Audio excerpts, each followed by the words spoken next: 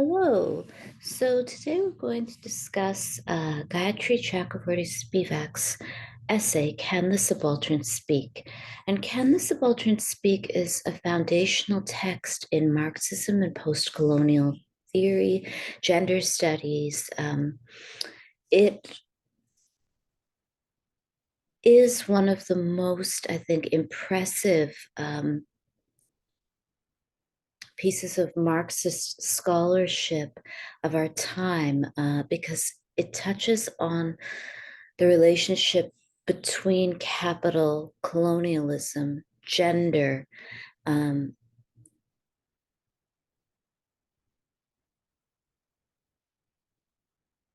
and one's capacity to be audible and to achieve personhood um, in context of extreme inequality.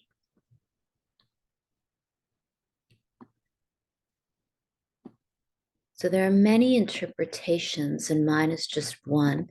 And I will discuss other scholars' interpretations of Spivak's work as well. And I will also make reference to the actual text.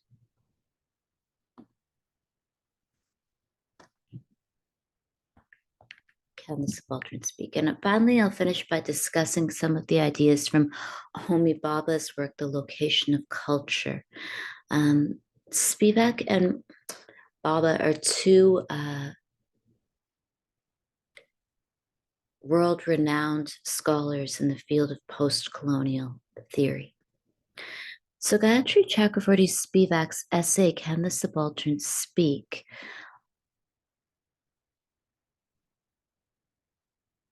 Offers an analysis of colonialism that affirms the relevance of Marxism. And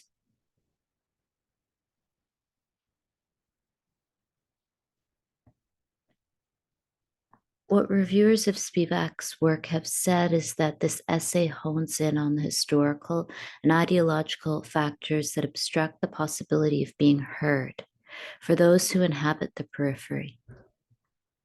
It is a probing interrogation of what it means to have political subjectivity, to be able to access the state, and to suffer the burden of difference in a capitalist system that promises equality, yet withholds it at every turn. So, since the publication of this essay, Can the Subaltern Speak? The work has been cited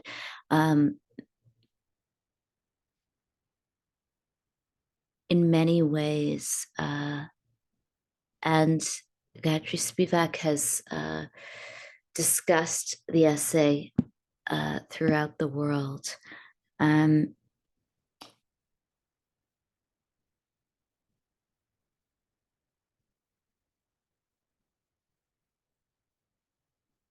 The essay asks us to think seriously about the problems of subaltern subjectivity and life and death.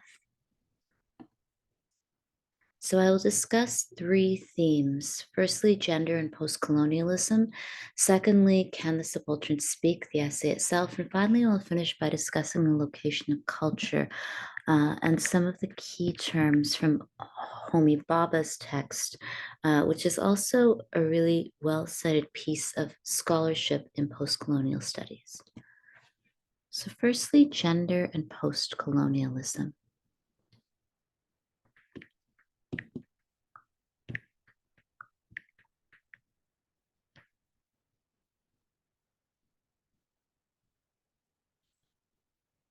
So post-colonial and feminist theorists often argue that women are oppressed by both patriarchy and the colonial power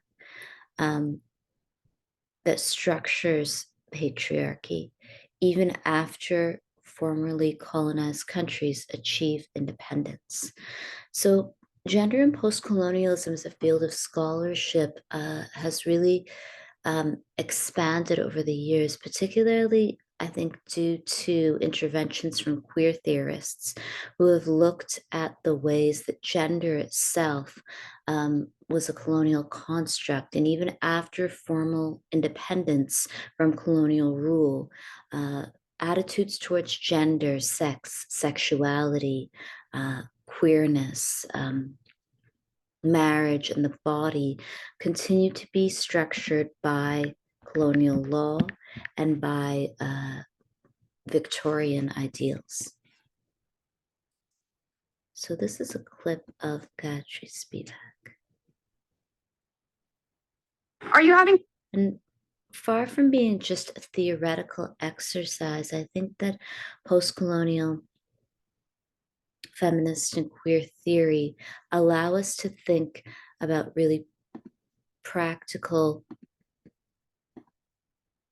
political problems, such as the refusal to legalize queer marriage in the global South, or the sanctioning of marital rape in countries like India.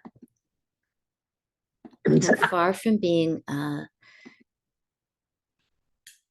product of localized religious tradition or culture, colonial law has really shaped the ways that one understands marriage, sex, gender, child rearing, and the family.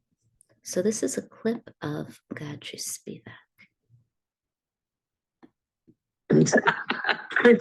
For me, the title has been Being, Living, Knowing. I just mentioned this because I will go from one to the other. It doesn't matter that much, but nonetheless, that's how it is. And in fact, I am deeply grateful to Professor Manisha Pandey for having invited me to offer the concluding lecture, which is indeed an honor, and for having been there for me throughout what was, for me, a difficult time.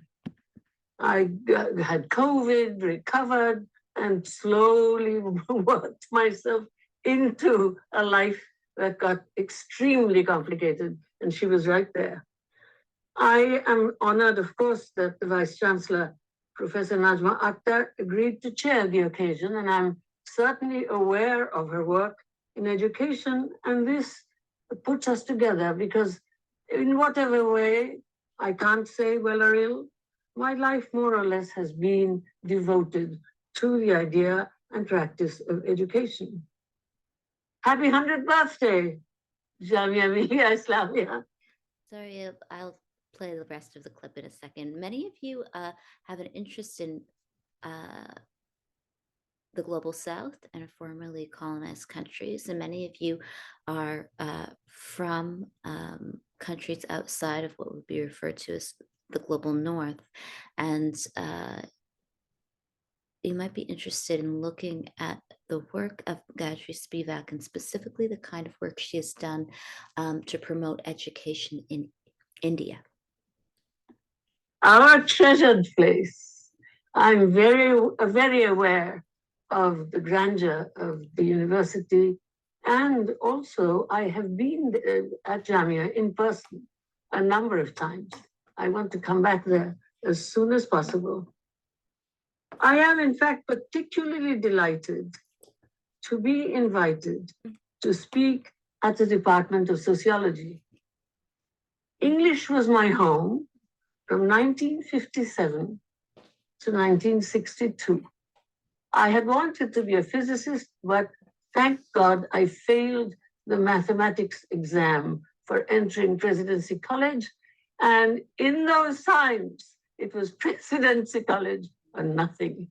And so I said to myself, I came first at the university in English without really trying.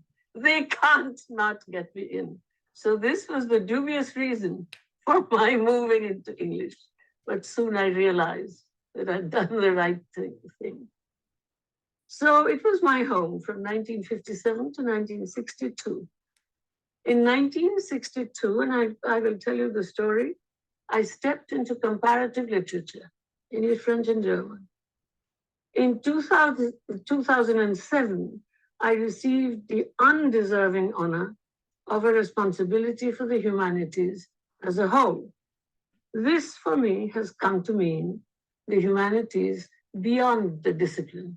The discipline of the humanities tightens humanities into a package. That's not where it should be. Given this history, any recognition from the social sciences seems an unexpected prize. So thank you very much indeed.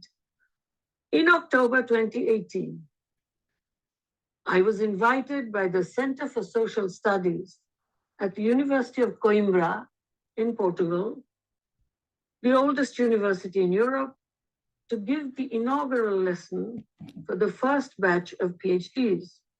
Again, I was charmed that they had thought to ask a teacher of the humanities for this important occasion, speaking about the fact that Professor Najma Akhtar is the first gender female vice chancellor. I should say that I'm tremendously intellectually insecure. This is ridiculous. After all, I've been teaching for so long that I shouldn't be so terrified, but I am, because although my parents were totally a kind of pre-feminist, feminist kind of household, once I entered a co-educational college, there was such bad gendering at presidency, not among the teachers. Teachers were wonderful. Among the students, oh, Gayatri, she's not really brilliant. The teachers like her because she's good looking. I used to be. And they would say the really brilliant person is Surajit Sen.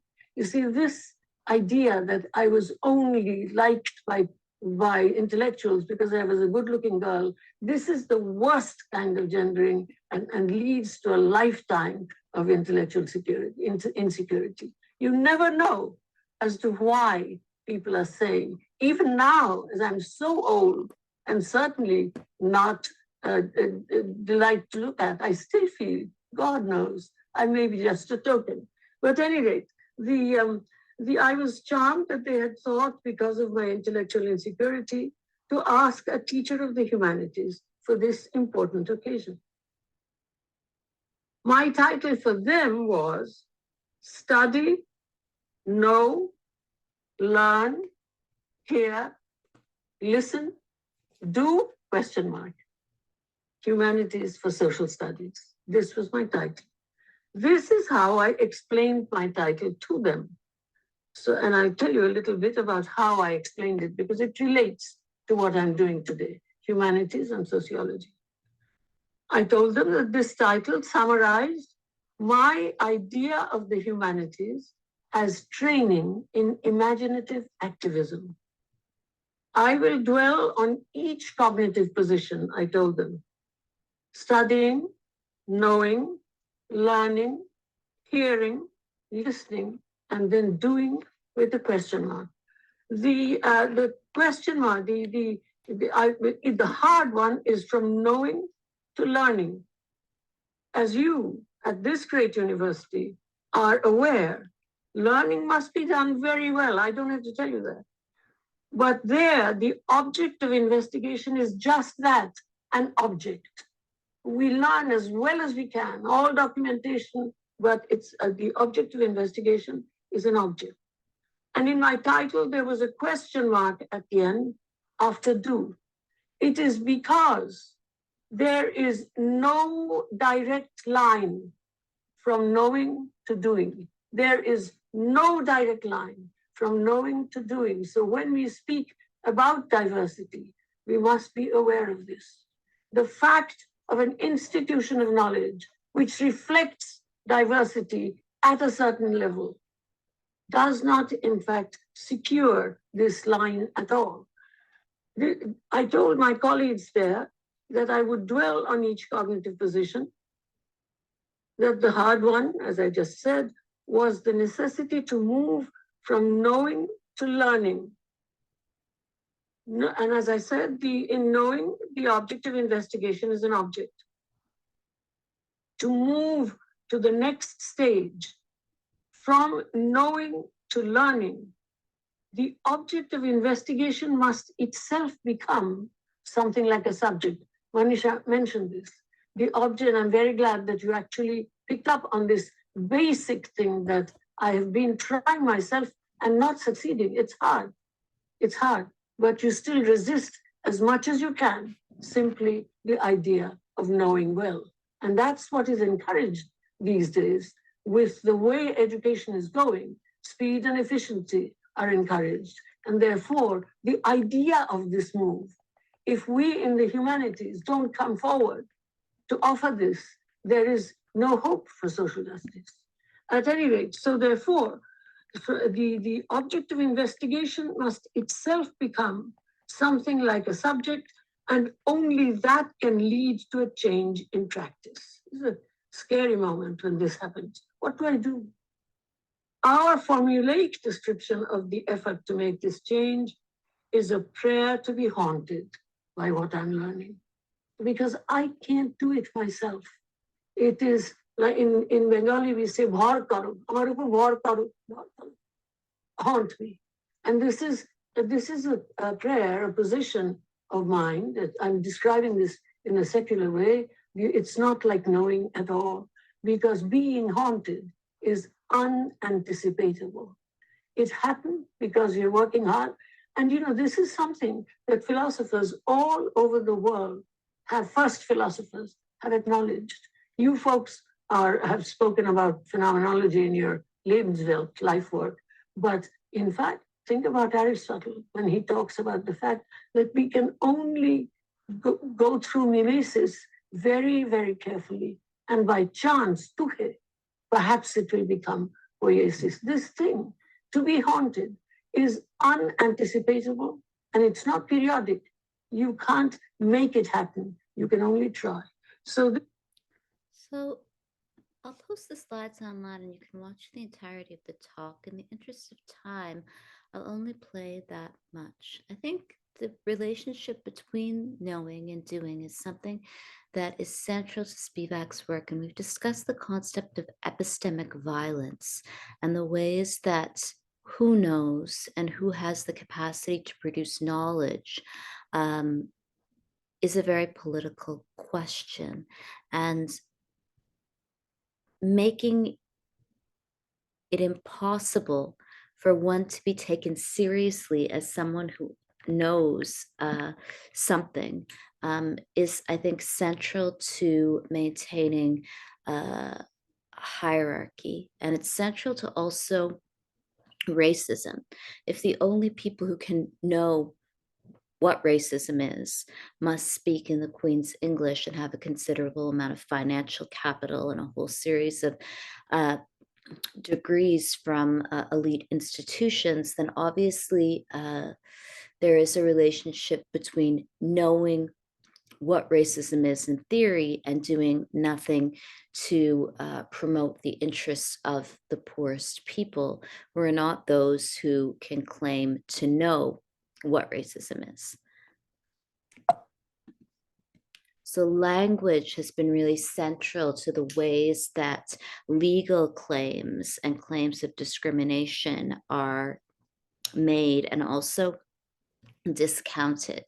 Having a certain academic prowess to describe discrimination with reference to theory or history and in rational terms is central to how people are believed. And of course, the irony is that those who are subject to, I think, the most extreme forms of violence might lack the language in which to articulate their discrimination. And this idea of knowing and doing, I think, is also interesting. And in my own opinion, I think that many people who are the most oppressed and or who are subject to the most kind of insidious violence often do not think that they are subject to violence or do not think that they are being abused. And this has been a central problem for the feminist movement, is that it is often the most educated people who are free from constraints and free from domestic violence or child abuse that often can articulate themselves as feminists or as queer. And one of the problems with social justice is that those who might experience what would objectively be termed violence, to the point that it would compromise one's quality of living and lifespan, might not see this as violence. So post-colonial and feminist theorists state that women are oppressed by both patriarchy and the colonial power, and that this is an ongoing process in many countries, even after they have achieved independence. Thus, women are colonized in a twofold way by imperialism and male dominance. So the question of agency then, what I'm trying to say is that the question of agency has been central to both post-colonial and feminist theory, that this problem of agency, of choice, of consent, I think, is central to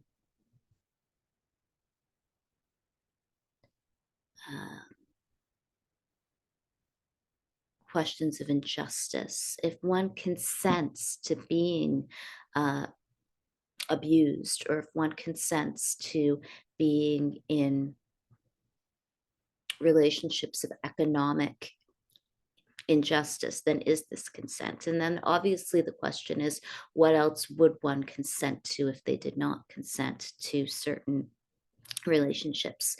And it takes us back to Marx, Karl Marx, who we began by reading Marx's theory that if people do not consent to being exploited in the labor force, then what can they consent to?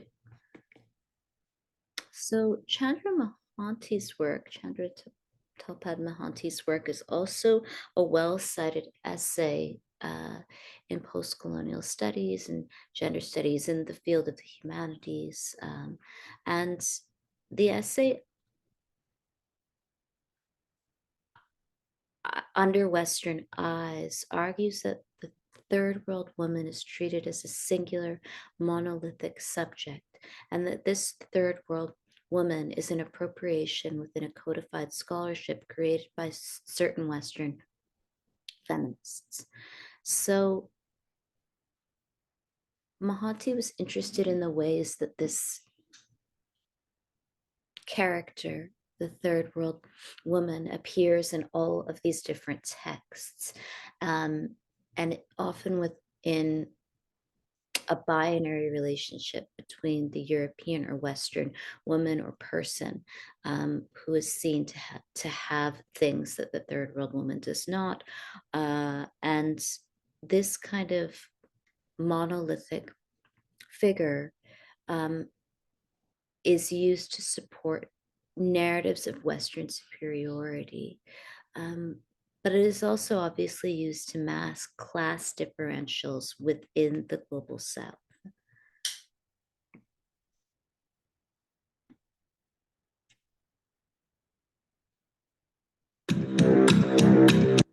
So this is a clip of David, who runs this channel, Theory and Philosophy, and it is David's interpretation of Chandra Mohanty's essay. And if you could just say your name and degree. Robert Brown. Well, I'm covering a whole array of different topics. Hey everyone, back again. Today we're going to talk about Chandra Mohanty's essay, Under Western Eyes. Now, I'm in a new space. I'm itinerant. I move around.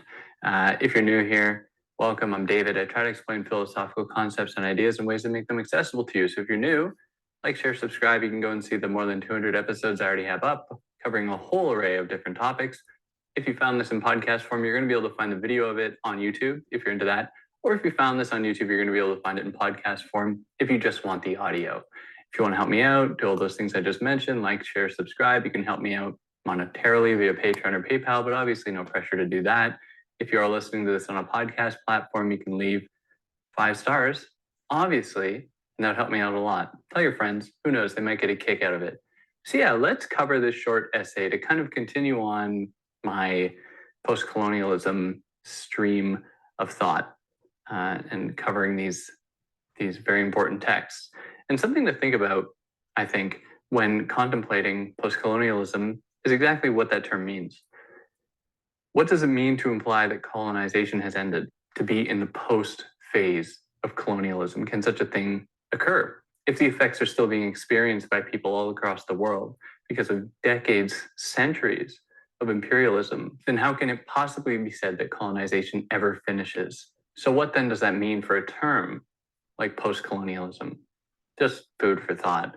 Now, I think that this essay, Chandra Mohanty's Under Western Eyes, is important for a number of reasons, in that it accentuates the necessity to complicate aggressors and victims under colonial regimes. And right off the bat, she stresses that the necessity for this complication is born out of the fact that colonization does exactly the opposite.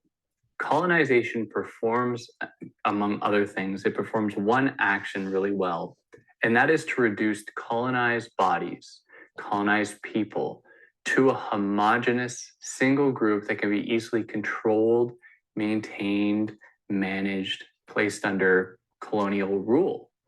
So she, in this essay, is trying to think through that and to imagine a possibility of combating colonialism without simply replicating the same homogenizing trends that colonization and colonialism use so fruitfully. Now, her specific interest for this short essay is the idea, the notion, the image of the third world woman as a homogenous category from the perspective of Western feminists, so that she herself does not commit the same kind of homogenization as she is trying to criticize.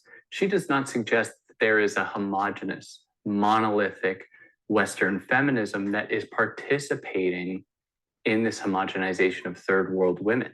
Rather, her interest is in the way that Western discourses, specifically Western discourses that adopt a rhetoric of liberation, that is trying to free people in the so-called third world, trying to liberate people in the so-called third world, how all of these discourses rely upon some consistent threads, and they really are brought together via these threads. So some of the consistent themes, and if anyone's listened to the episodes I've just done on Edward Said's Orientalism, you'll know that there are some consistent themes that run through many Orientalist projects and Orientalist ideas. Some of these include the idea that the West is best. It is just superior to the East.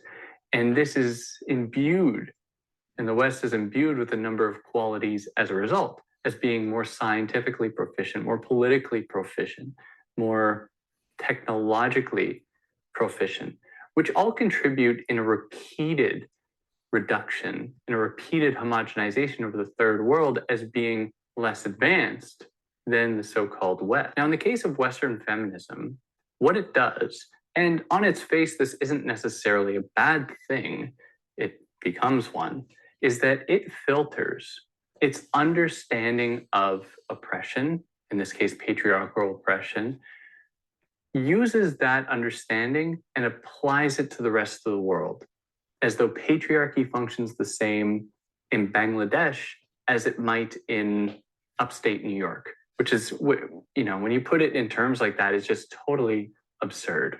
Or in Pakistan versus...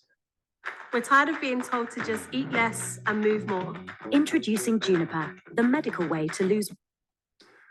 Los Angeles, you know, just two, you know, in themselves, just two very broad, different regions. But more importantly than the naive assumption that their understanding of patriarchy and of gender-based oppression can just be applied anywhere else, on top of that, all of their rhetoric of trying to free or to liberate the third world woman ignores the fact that the West, specifically Europe, has participated and has conducted so many colonial expeditions and regimes, massive swaths of land placed under colonial rule, under European colonial rule.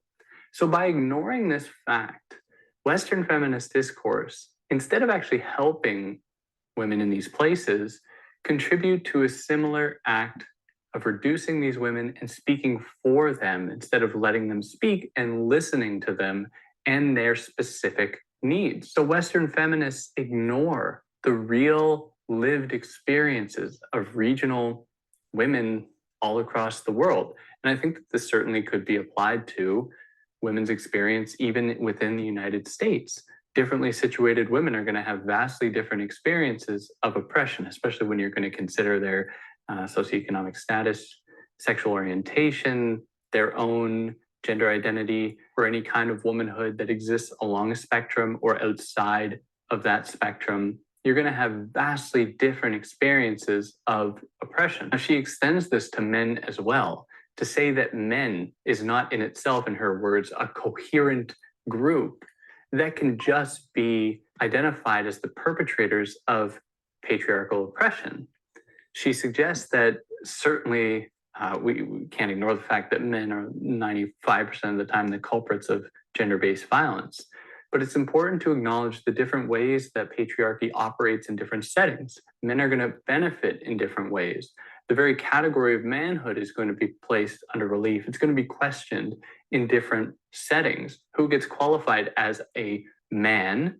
That is, who can actually participate in the same kind of patriarchal foundational assumptions in any given place is going to be contingent on specific regional codes, understandings as to who can qualify as man, who can participate in the oppression of others, who is going to be forbidden from participating in these really heinous acts, and so on. So her goal is to complicate both this idea of man and woman to understand in as precise a way as possible. And this comes through by listening to people, listening to women in different places all across the world, to learn exactly what they need, what they are experiencing, and how to best remedy any oppression that they are experiencing, and how to bring men into the fold so that they don't contribute, they don't repeat the same cycles of violence. Now, Western feminism isn't just violent in its erasure of the complexities of third world women. They are also participate in just flat out oppression themselves, in associating third world women with various negative connotations, associating them with various negative attributes, including being like less developed or being more tied to tradition as compared to the so-called free liberal woman in the so-called first world, who can do what she wants with her body, who can work wherever she wants. And they associate the third world woman as being bound by a number of believed to be archaic ways of existing in the world. So these stereotypical assumptions and beliefs about third world women then come to replace the actual lived embodied experiences of these women. And then all that happens is that Western feminists, any that try to help, will just try to have their vision of the third world, again in air quotes, the third world, confirmed.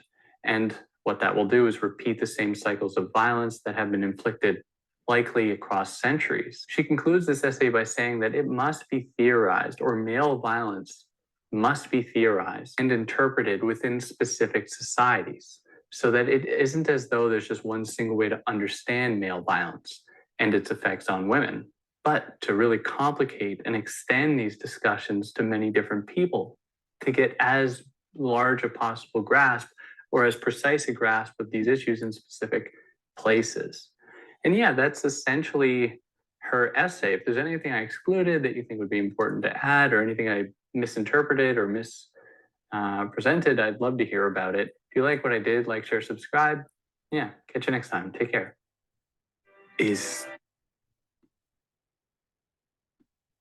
So, post-colonial feminist theory then did a great deal of work and continues to put forward many important criticisms of the kind of androcentrism and first worldism of political philosophy, of writing itself in the English language. And Spivak writes, some of the most radical criticism coming out of the West today is the result of an interested desire to conserve the subject of the West, or the West as subject. In a previous lecture, I discussed epistemic violence, which is the violence of knowledge production, and the violence of a refusal to locate knowers outside of the West, or outside of the most privileged classes of people. So post-colonial feminist and queer scholarship then looks for knowledge outside of these very privileged classes and groups of people, and specifically the kind of language that one uses to make truth claims is questioned, and the ways that knowledge is produced in relation to colonial binaries of those who collect data and do colonial research and those who are studied is also questioned. So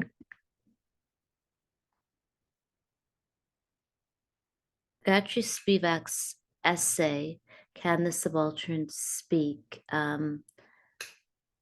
has been cited, as I mentioned, many times. And the essay discusses the international division of labor, and also the essay discusses the idea of authorship and personhood, of audibility and consciousness. So in the essay, Spivak is critical of the ways that objectivity or neutrality is used as an idea to mask the interests of the ruling class. And in this instance, Spivak discusses the West and the ways that the position of the West, or of Europe, or of the global North masks itself as a very specific position. Although the history of Europe as subject is narrativized by the law, political economy, and ideology of the West, this concealed subject pretends it has no geopolitical determinations. The much publicized critique of the sovereign subject thus actually inaugurates a subject. So this kind of erasure of positionality as being something that is very specific rather than universal perhaps still explains why using the term white man or white woman is still somehow shocking to people, or it's upsetting, or it's seen to be some kind of violent gesture to say that someone is a white woman or white man. However, it is not seen to be problematic to name others. So Gayatri Spivak, as a South Asian feminist scholar or Marxist Bengali scholar, can be named as such, but to say that someone is a white man or white woman and occupies that position as a position of power still upsets people. And in many very practical cases where people of color, specifically young working class people of color, experience discrimination because of white women and white men, the use of these terms in a court of law or in schools often causes their harm to be seen to be threatening. Judith Butler has written an essay about police brutality, and in the essay it is called Endangered in Endangering, and it looks at the case of Rodney King. And in the essay, Judith Butler argues that when people are racist, they're often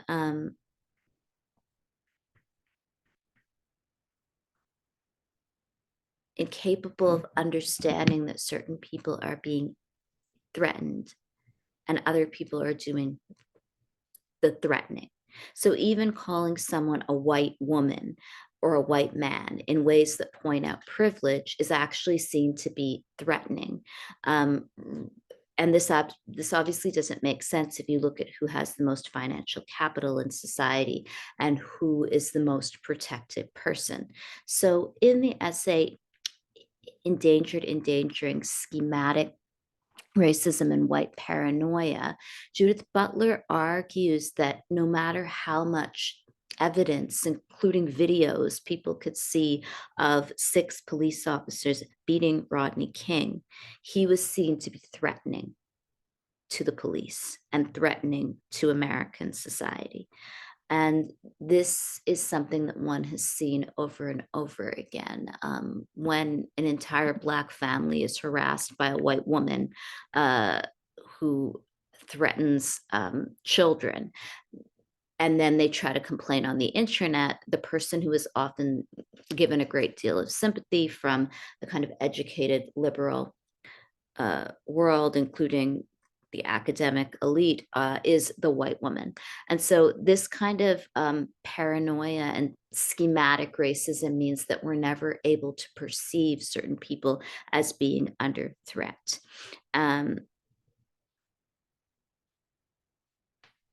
so refusing to see that this person from the West or the European subject who has benefited historically from colonial rule is a privileged subject also allows one to ignore vast discrepancies in economic privilege between white Western people in the global North and everyone else in the world. So George Yancey and Judith Butler wrote an essay about this term, all lives matter, that appeared after the Black Lives Matter movement began. And what Yancey and Butler argue is that anti-Black racism presents whiteness as the normal mode of humanness. And this kind of normal mode of humanness, I think, is what makes it impossible for people to have empathy for others. It's also gendered in nature. So the kind of real anxiety that is generated from the term white woman is perhaps because of this normal mode of humanness and the desire for all of us to be part of this kind of cisgender heterosexual human family with an archetypal middle class mother.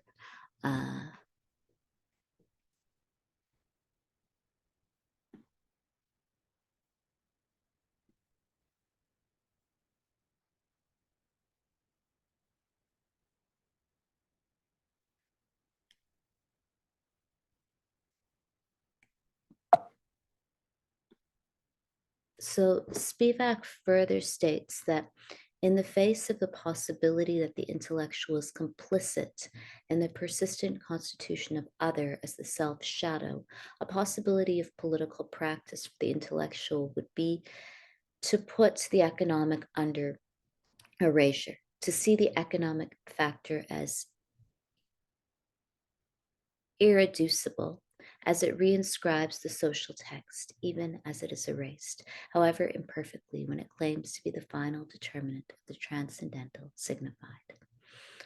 So this kind of relationship between the economic factor and the social text, I think, is interesting to think of in Spivak's work.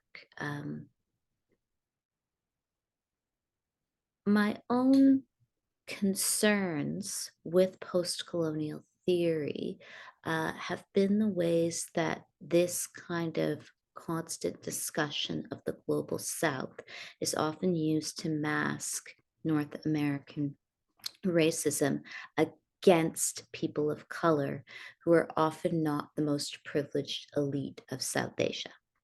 And my own concerns then extend to thinking about the relationship between the caste system and the intellectual elites of the global South and white people in North America who make a lot of money in the school system.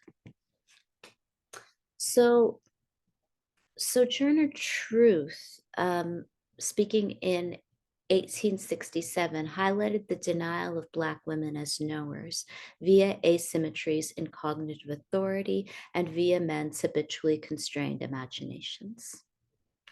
Gayatri Chakravorty Spivak, writing within a post-colonial context, identifies what she calls epistemic violence and claims to know the interests of subaltern persons that preclude the subaltern from formulating knowledge claims concerning their interests and speaking for themselves.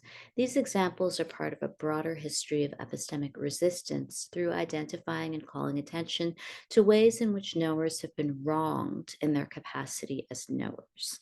So the point is obviously that one can dispute other people's claims to knowledge, and this is why we have free speech. And one can also dispute one's legal claims of rightness. And the law, I think, is central in making a whole set of claims regarding what one knows and what knowledge one has about, say, one's exploitation or labor position or rights. And Gayatri Spivak then is interested in this idea of how one claims to know and how we produce knowledge. So the problem is that if we produce knowledge about, say, race and racism using a certain language of, say, privilege, we're privileged in this way, we're not privileged in another way, then what limits does this kind of discourse create in one's mind and one's capacity to articulate oppression? And what constitutes privilege? And if we return to Marx, we can think about labor exploitation and very basic forms of oppression like access to housing, food security, job security. We can think about the ways that certain forms of labor are alienating. And so the very terms in which one has to articulate privilege or oppression, and the very terms that one has to articulate race and contemporary racism are perhaps part of a certain epistemology, a certain way of knowing.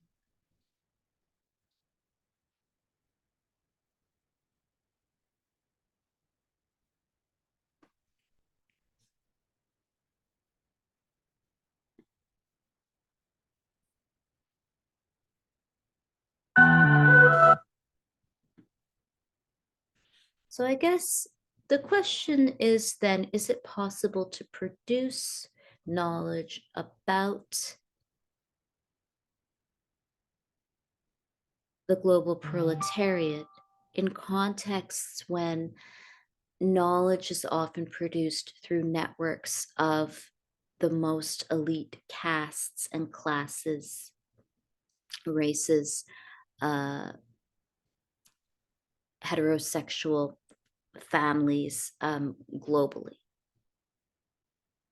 And I think it is an important question to ask about education because some of the highest dropout rates and suicide rates are obviously people of color who are working class in the global north, and also people who are not the most elite castes and classes of people in the global south. Yeah, they want to know how to get like me. And Foucault. And hey everyone, back again. Today I want to talk about Gayatri Spivak's criticism of Deleuze and Foucault, and also Guattari, but doesn't really get mentioned because everyone forgets about Guattari. But before jumping into it, hi, I'm David. I try to explain philosophical concepts and ideas in ways to make them accessible to you. So if you're new here, you can see I have 300 some episodes already up. You can like, share, subscribe, and see episodes I release every single week, sometimes twice a week. You can follow me on Instagram at theory_and_philosophy. If you found this in podcast form, you're going to be able to find the video on YouTube if you're into that. If you found this on YouTube, you're going to be able to find just the audio on pretty much any podcast platform, all under the same names. So go do all those things. You can help me monetarily. I've also talked about this before in Theories of Race and Racism, or in my critique of the book Theories of Race and Racism. My interpretation is that our experience of capitalism is also, I think, really interesting, that many Marxist theorists and many academic theorists who are the most critical of capitalism often occupy positions that I would argue historically and in terms of the institutional power they have, and even in terms of their own social location, as being people who have always been part of the ruling class in some way. So elite white men in the global north and elite Brahmins often produce knowledge about capitalism as being exploitative.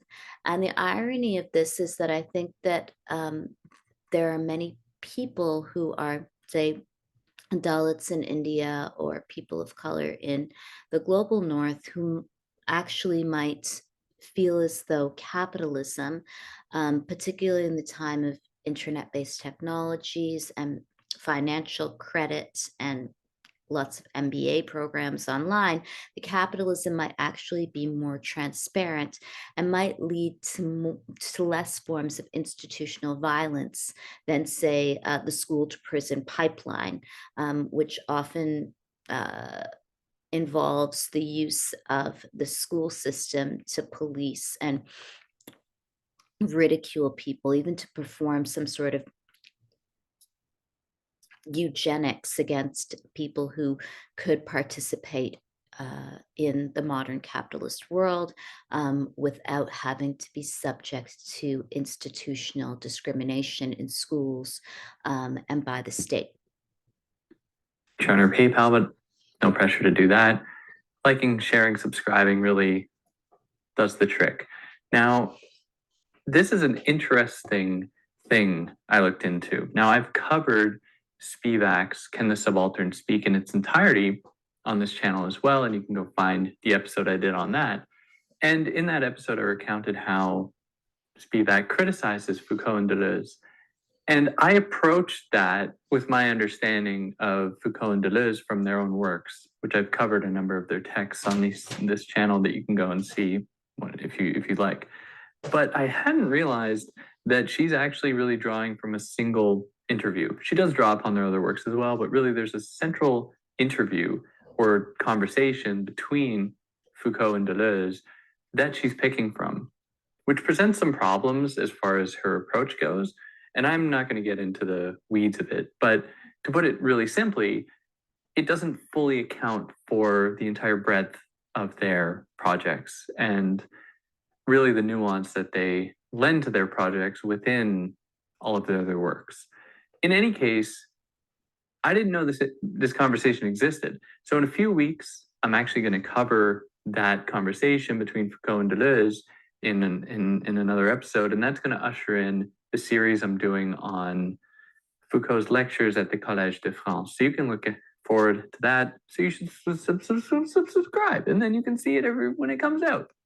Now, as far as the criticism goes, Spivak is concerned with the way in which Foucault and Deleuze uncritically use the discourse of heterogeneity, of subjectivity, to understand the way the power operates. Now, they do this differently in their works, and I could go through each one of them and explain how they're different, but that would take a while. Instead, how they are the same and what Spivak is picking up on is that subjectivity is something that is largely constructed in the eye of power in order to render people more productive, more efficient, more operational within a specific social, cultural, economic paradigm.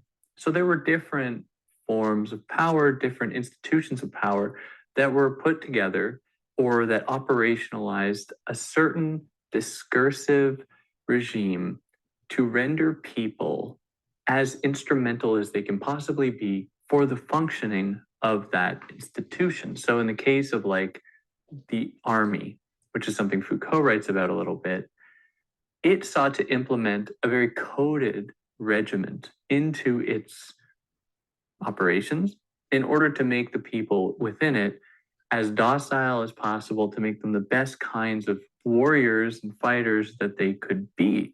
Now, this struck at their core by limiting the ability for possible transgression, and they were able to do this, or these institutions were able to do this by repeatedly making people do the same thing over and over and over again, and to convince in them that the punishment that they might face if they did not comply with the orders that were given to them were going to be greater than the possible harms that might be inflicted on the battlefield.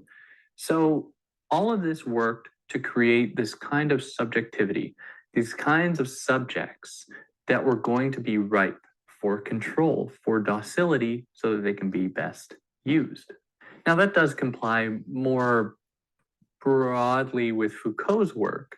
Now, in the case of Deleuze, he, on the other hand, is more concerned with the way that subjectivity is not a unitary thing.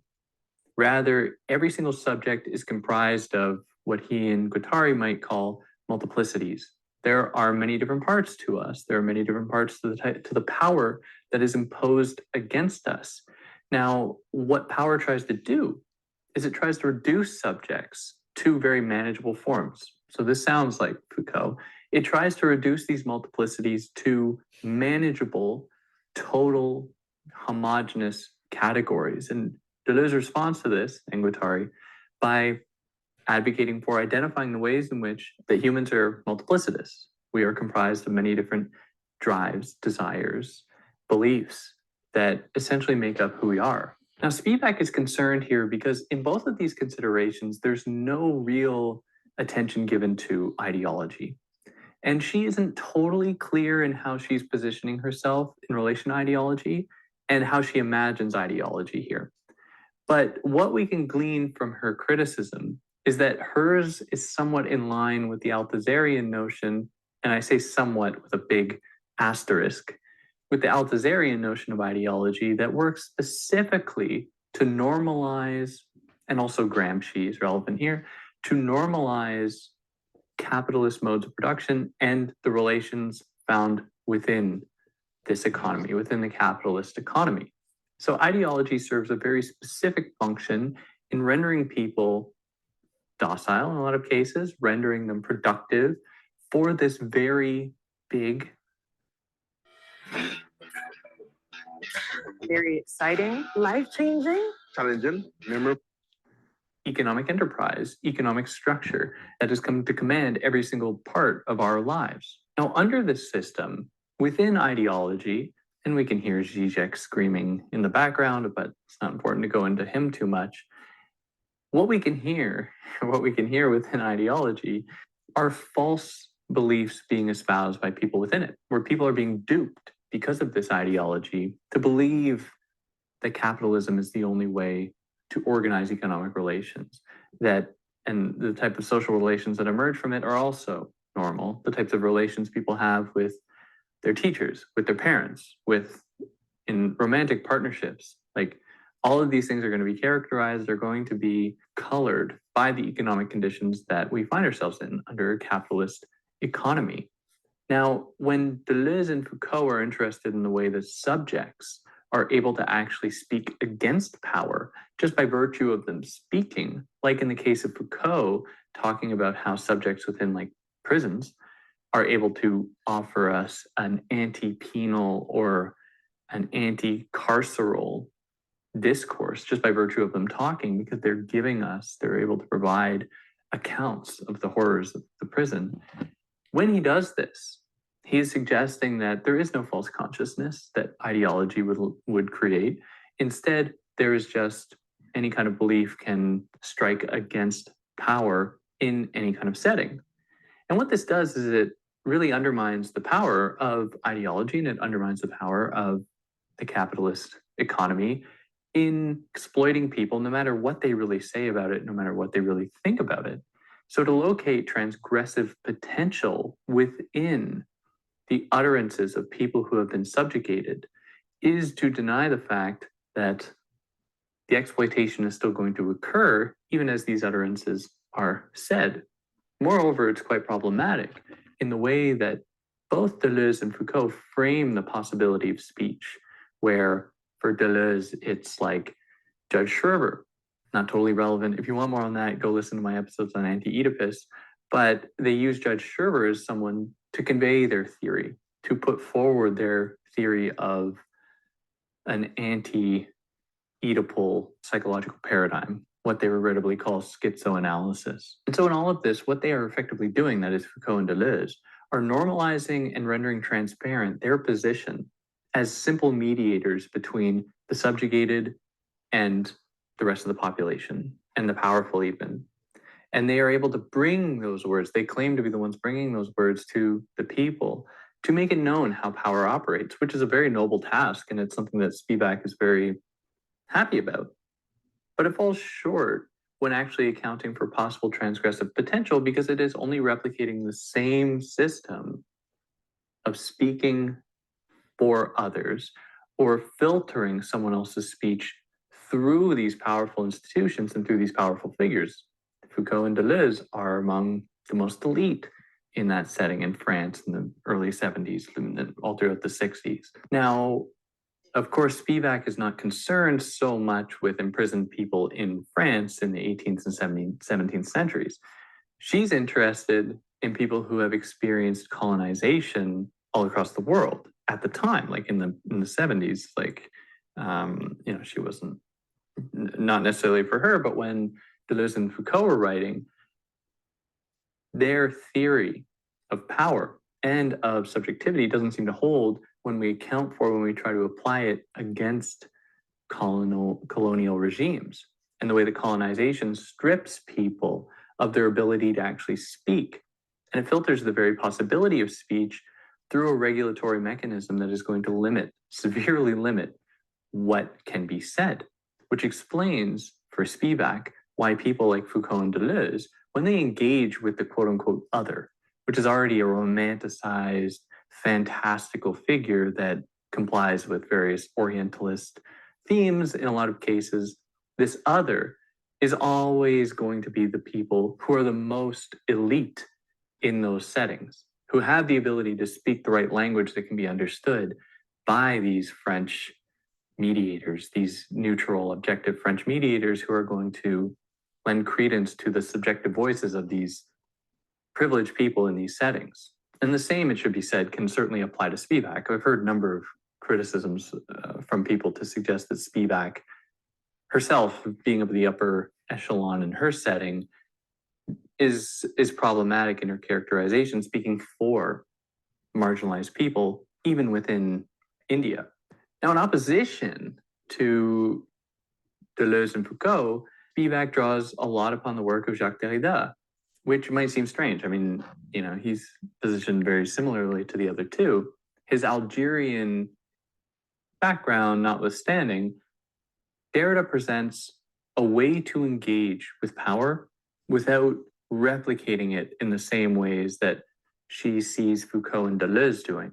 Because within Derrida's work and within his theory of deconstruction, which I've done an episode on, and I've done episodes on his other texts if you want to go check those out, within his theory of deconstruction, he is directly calling out the very dependence of the category of transparency, which is often just embraced uncritically by people like Foucault and Deleuze, according to Spivak. They just embrace this transparent neutral status. Derrida demonstrates the extent to which that transparent privileged position is dependent upon a hypervisible other that always comes to haunt that privileged position and to steadily undermine it. But in order for that to do so, for Spivak demands an engagement with these settings, like not as just a site of compliance with basic French norms or values or understanding as far as intellectual pursuits can go. Instead, it demands a more fruitful engagement with these cultures and to embrace them as they are, to open up as much of a possibility for speech as possible. Now, Spivak isn't quite as prescriptive as this as I can recall, but in any case, her privileging of Derrida, her appreciation of Derrida, is precisely in opening up this possibility of interrogating the very binary upon which Deleuze and Foucault's theories rest. Now, like, they're clearly, anyone who's read a lot of Foucault and Deleuze would scream that, no, that's not what they're doing. That's not what they're doing. And I would tend to agree. But in any case, I think that her points are extremely valid in that it really draws attention to the subtle ways in which these people who are quite radical, how their projects can actually come to mirror the very things that they are trying to criticize, and how they replicate similar structures when applied against different kinds of oppression that are, by and large, extremely violent, like colonialism, for example, and how their theories don't fully account for that, and in fact intensify those conflicts in a somewhat discursive way. But yeah, in any case, if there's anything I left out, I'd love to hear about it. Anything I got wrong, I'd really love to hear about it. And yeah, stay tuned. In a few weeks, I'm going to cover that conversation between Foucault and Deleuze in a lot more detail. And then from there, I'll move on to Foucault's lectures at the Collège de France, and it'll be a great time. I think there's like 8 books. Wow, I have so much time, and of course I can do that. All right, well, on that note, like, share, subscribe. So that's a clip of David, who runs his blog Theory and Philosophy online, and it's a channel of him discussing various books and ideas. So epistemic violence is a term that we've also discussed in previous lectures. And the Spivak essay is quite rich or dense, depending on what word you would like to use. It's an essay that really grapples with a lot of questions regarding the possibility of political agency, subjectivity, audibility, of one's capacity to articulate oneself within context of extreme exploitation. And more specifically, it's not one, it is the possibility of the most kind of marginalized person, who in this essay is a woman who has been subject to colonial rule and economic exploitation in the global South. And what are the terms in which someone can articulate themselves and claim some sort of agency? And I think it is a really good question to ask. And it's a good question to ask in relation to Sojourner Truth's writings regarding the refusal to understand Black women to be people who know what racism and sexism and class exploitation are, because of the history of the transatlantic slave trade and because of the history of anti-Black racism against Black women. So if these people who actually experience historical violence and atrocity and the most extreme forms of economic exploitation are not those who know, or are not those who know, what discrimination is, then who does know, and who can claim the authority to make these claims of what is colonial violence? And Canada is a really interesting example, because many of the people who produce knowledge about missing and murdered Indigenous women and girls are not Indigenous women and girls. And a lot of the knowledge production about Indigenous peoples is often produced by settlers. So if this is the kind of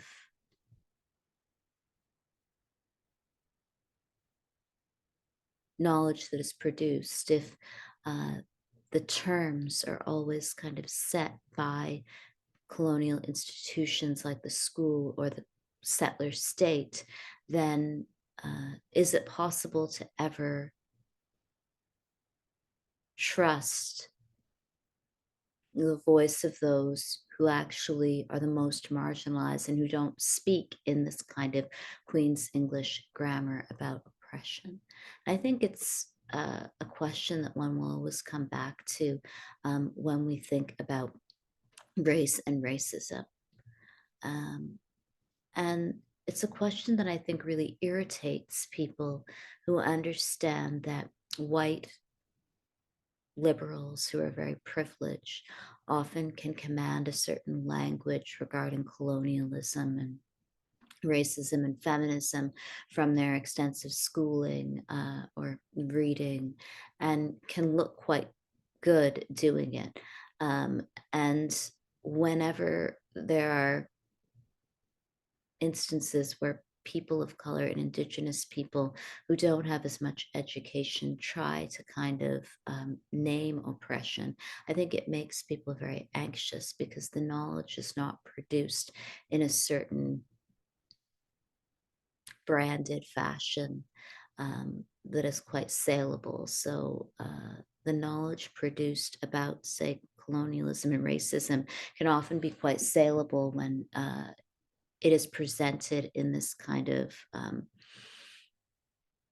way that promotes the interest of the white, cisgender, heterosexual, middle class intelligentsia. It's kind of a gentrified sort of knowledge where it's kind of what Slavoj Žižek, the term that Slavoj Žižek uses, or this kind of joke that he always makes, is fat-free chocolate or cigarettes without nicotine or alcohol-free beer. And so you have anti-racism without people of color, or you have post-colonialism without the indigenous. And so this is the kind of danger in this sort of brand image. At the same time, one would also argue that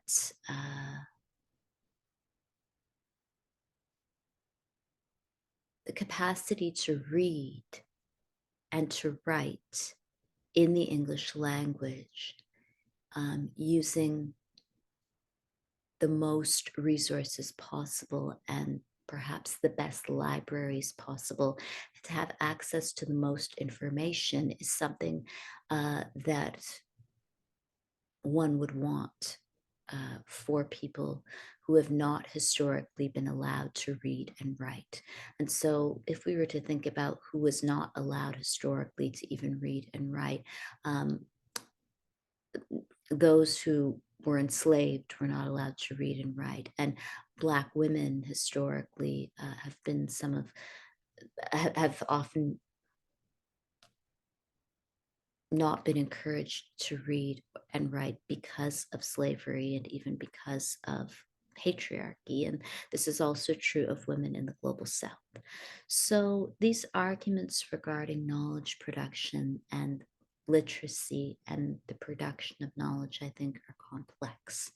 Homi Bhabha's work, about nation and narration and the location of culture, is also a really well-cited text in post-colonial theory. And Bhabha offers a really interesting discussion regarding hybridity and the idea of mimicry among the colonized.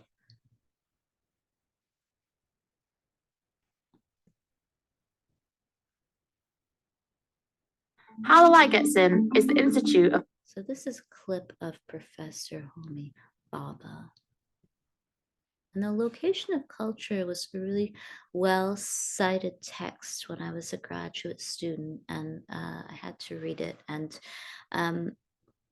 Bhabha moves away from these ideas of binaries, and it's something that a lot of post-colonial scholars and critical race scholars constantly try to do, hence the kind of air quotes around race while also being cognizant of the existence of racism.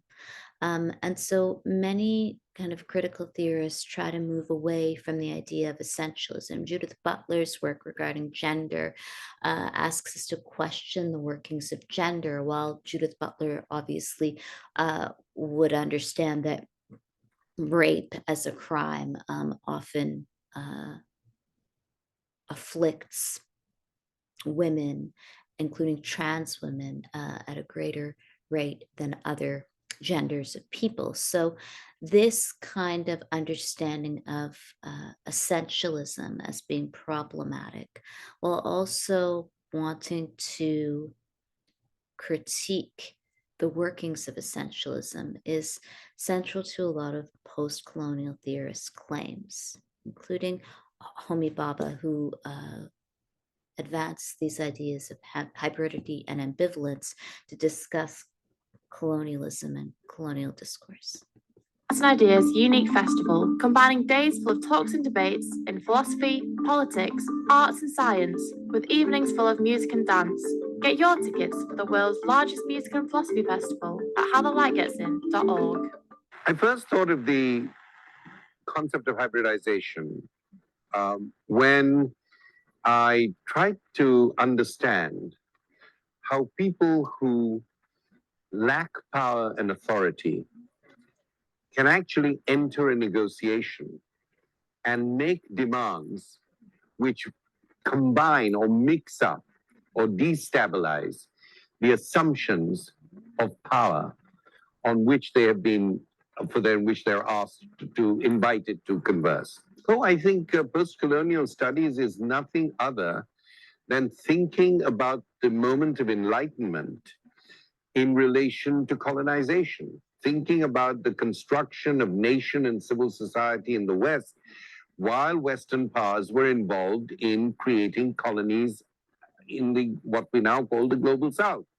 Of course, that's not what it was called in those days. So post-colonial studies is about the connections between things that we have often not put together, to say that the Enlightenment also had its origins in empire, that Bentham's notion of the panopticon was first tried out in India, that John Stuart Mill, whose word on liberty is accepted everywhere in the world, says that I am a Democrat in my own country, a proponent of liberalism, and a despot in somebody else's country, as a member of a colonial power, as the subject of a colonial power. So John Stuart Mill's paradox, I am a Democrat in my country and a despot in somebody else's country, gives you in brief the whole story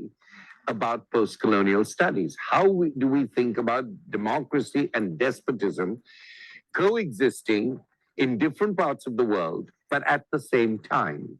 And what are the lessons we learn from there? So if we were to think about this idea in relation to race in this time period, one can think of the ways that these cases of anti-Black racism that have been present in the media, the killing of Trayvon Martin, of George Floyd, Freddie Gray, all of these cases involve this kind of paradox of people who were considered to obviously be persons, to be parents, to be children, to be community members in one context, and then were considered to be so lacking in rights that they were killed by the state. And of course, this issue is one that bedevils all of modernity. Slavery, after all, was considered to be an economically advanced modern concept of dealing with questions of trade and production. Empire, nobody said imperialism or empire was unjust. Initially, the justification for it was that it would modernize and Christianize many countries that were actually being ruled upon by Oriental despots. So really, Postcolonial studies is about the paradoxes of modernity. So then the question is, would the opposite be true? So if, say, Trayvon Martin was somebody's son, and then in another context was a despot who could be killed by the authority of a white settler state, could somebody be a great white person or great white woman or man or a great Brahmin woman or man in one context, and could they be subject to violence in another? And I think the answer is no in many cases, unless the violence is obviously a form of vigilantism. And this is the way that power operates. And this is the way that I think that race operates, that there is no kind of context in which someone who does not have institutional authority and is not among the most privileged caste or class or race is really then subject to the will of the people, unless the will of the people is against the law. So the law really does uphold this kind of institutional authority. The problem is when we turn to crime, and why I think people commit crime is because of this kind of dual process that one would experience. So that if one is aware that they could be made a criminal at any time, because of racism, are they more likely to then engage in crime?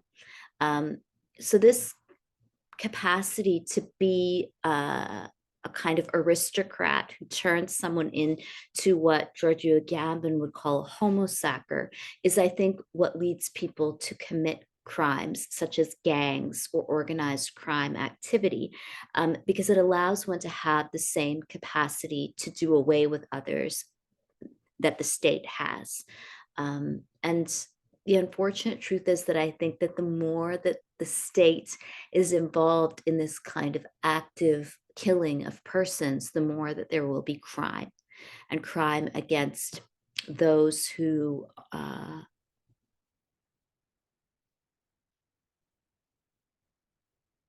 perhaps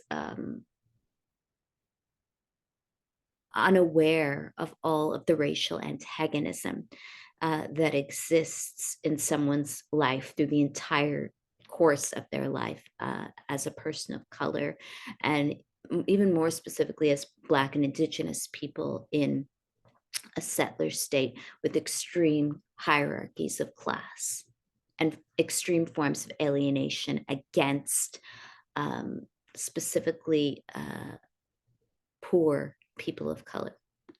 The contradictions of the Enlightenment, which are very much with us here today. If you think about the invasion of many countries in the Middle East, Afghanistan, and so on, I don't intend putting them in a historical context, which you know, but many of these Middle Eastern interventions by Anglo-American and other powers and European powers was in the name of spreading democracy, of spreading civil society. So the old paradoxes of empire and the growth of the nation exist today in relation to interventions in countries based on the new notion of global progress. So do you have a problem with the idea of the word post-colonial as a general concept? Because I suppose as, you know, what we might say is historical observance, we have a very clear idea of what the colonies were and how they don't exist anymore. But do you find that actually looking back on those things can sometimes actually muddy thinking about the idea of colonialism today?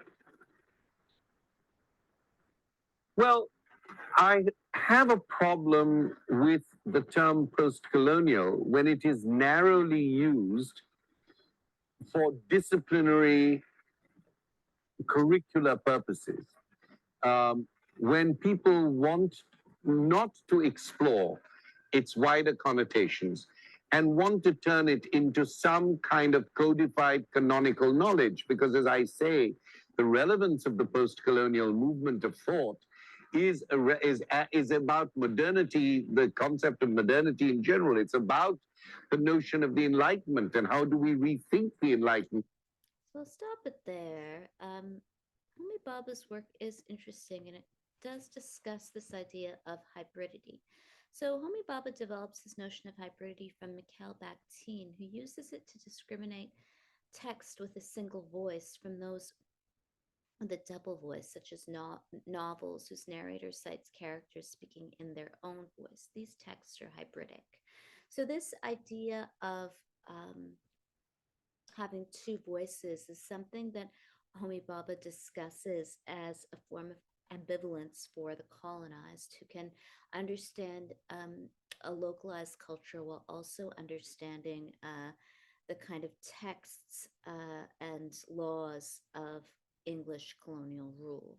And this kind of ambivalence is at the heart of, I think, education, because on the one hand, people who live in formerly colonized countries often speak a localized language while also going to school in English. And this could also be true of many people who have a different grammar in which they would make sense of the world as opposed to Queen's English education. So Nasrullah Membrol writes of Bhabha's concept of hybridity.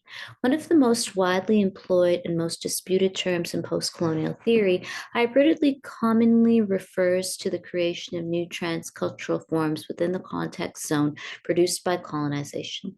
As used in horticulture, the term refers to the crossbreeding of two species by grafting or cross-pollination to form a third hybrid species. Hybridization takes many forms: linguistic, cultural, political, racial, etc. Linguistic examples include Pidgin and Creole languages, and these echo the foundational use of the term by the linguistic and cultural theorist Mikhail Bakhtin, who used it to suggest the disruptive and transfiguring power of multivocal language situations and, by extension, of multivocal narratives.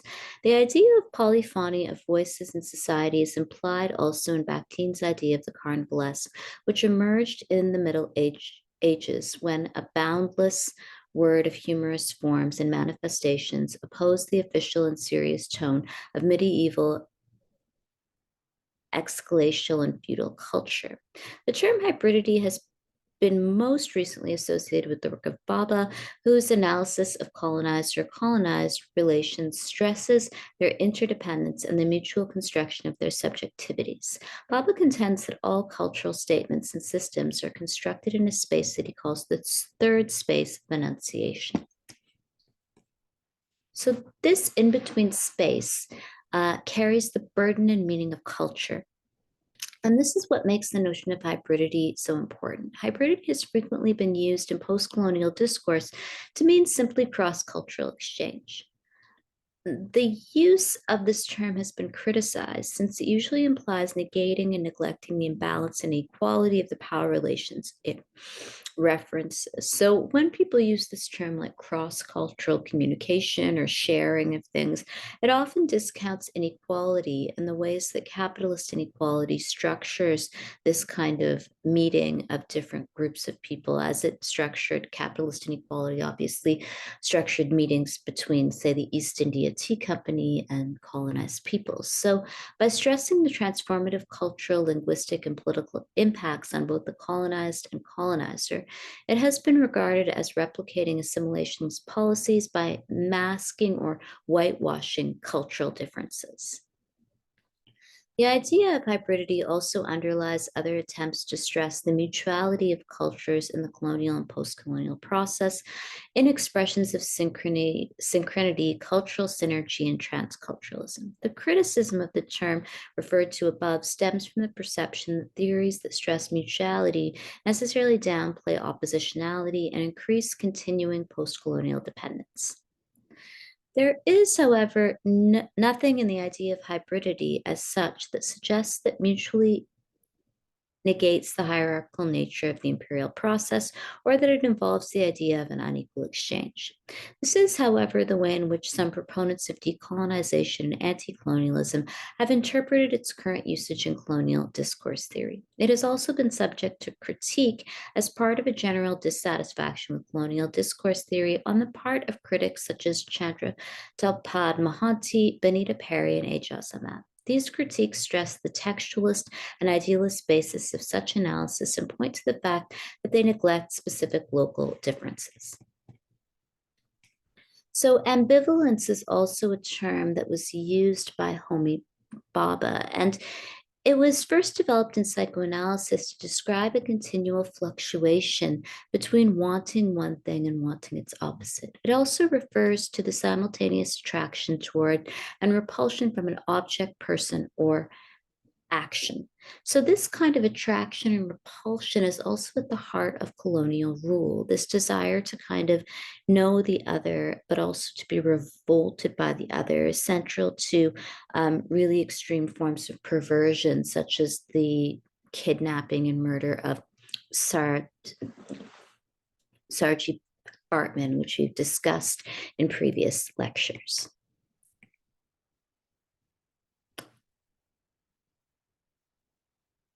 So finally, I'll end by discussing the idea of creativity and epistemology. So throughout the rest of the class, for the last few weeks of class, I'll make reference to this book that I wrote about artists. And the book is about queer people of color, transgender, and feminist artists in Turtle Island. And many of the artists self-identify as Indigenous people or people of color. Some do not, but the book is really about the ways that artistic work can function as a form of epistemology. So in it, I cite Theodore Adorno, who remarks that every work of art is an uncommitted crime.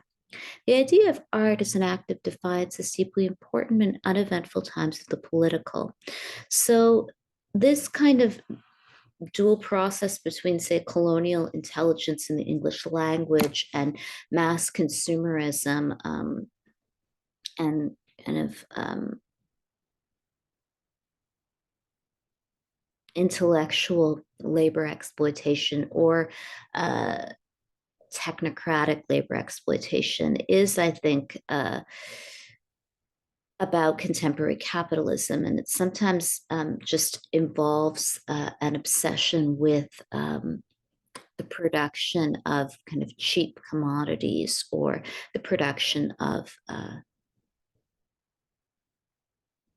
English language terms, all of which are somewhat banal. And so I try to discuss the ways that artists often create texts that allow for emotion. So in Violence, Six Sideways Reflections, Slavoj Žižek comments on the relationship between violence and language. Žižek rewrites Adorno's famous comment that after Auschwitz, no poetry is possible. Rather, he suggests that after Auschwitz, only poetry is possible. He asserts that violent events resist full linear representation in language. Truth of trauma evades factual, rational narratives. It is in the language of the seemingly irrational, the poetic, and the affective that trauma is often cathartically expressed. So the problem with the language of race and racism is that it's often emptied out of emotion. And sometimes the emotion of race is only articulated in really violent or even criminal actions. And this could be true of the rage of the white working class, some of whom become police. It could also be true of the kind of perversions of intellectual elites, and it could also be true of gangs. So I discuss the ways that art and the artistic is a way of emotionally reckoning with the trauma of race and racism, among other intending forms of oppression, and within the context of settler colonialism. So I'll talk about the book for the rest of the class and in reference to the core readings as well from the course. And I'll finish with this quote by Gayatri Chakravorty Spivak. So capital is in fact borderless, writes Spivak. That's the problem. On the other hand, capital has to keep borders alive in order for this kind of cross-border trade to happen. So therefore, the idea of borderlessness has a performative contradiction within it, which has to be kept alive. And throughout the rest of the class, I will also discuss citizenship and the postdoctoral research which I did, which caused me to move to London, England, was about citizenship. And I was part of a project called Citizenship After Orientalism at the Open University. And some of the most kind of interesting and, I guess, difficult political questions of our time, I think, have to do with the border and with citizenship, nationalism, personhood.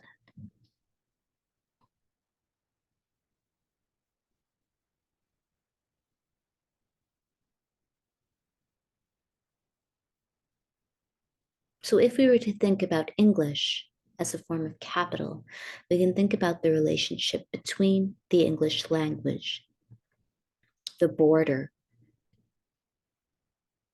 and what Giorgio Agamben refers to as the homo sacer, the person who can be killed with impunity. So commanding the English language itself is obviously a form of capital. And in this time period, the capacity to articulate one's claims of personhood in English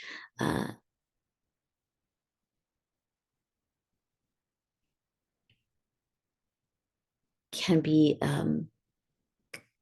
a way of claiming personhood and even a way of trying to stay alive in the context of, say, war or ethnic cleansing.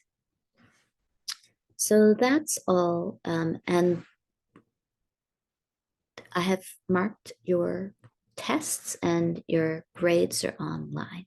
So please contact me if you have any questions about the grades. And I hope that you are doing well. And I will post the recorded lecture online, but we will also meet at your time, Atlantic time in Canada, on Tuesdays and Thursdays. And it will be your time, 5:30 p.m. to 8:20 p.m. Thank you. Thank you. I hope you're all doing well where you are right now. And if you have any other questions, let me know. You can watch the recorded lectures as well if you can't attend every single class because of your work schedule or time differences. Thanks. Bye-bye.